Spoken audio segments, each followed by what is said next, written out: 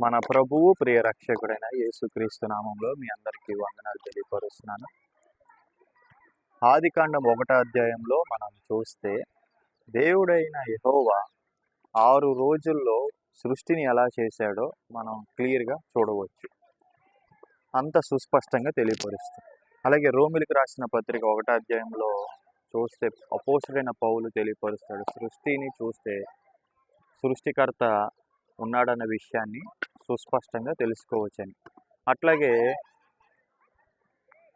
కీర్తనల గ్రంథంలో చూస్తే ఆకాశములు దేవుని పని అయి ఉన్నవని, అవి చూస్తే దేవుని మహిమ అవి తెలియపరుస్తున్నాయని వాక్యం తెలియపరుస్తుంది.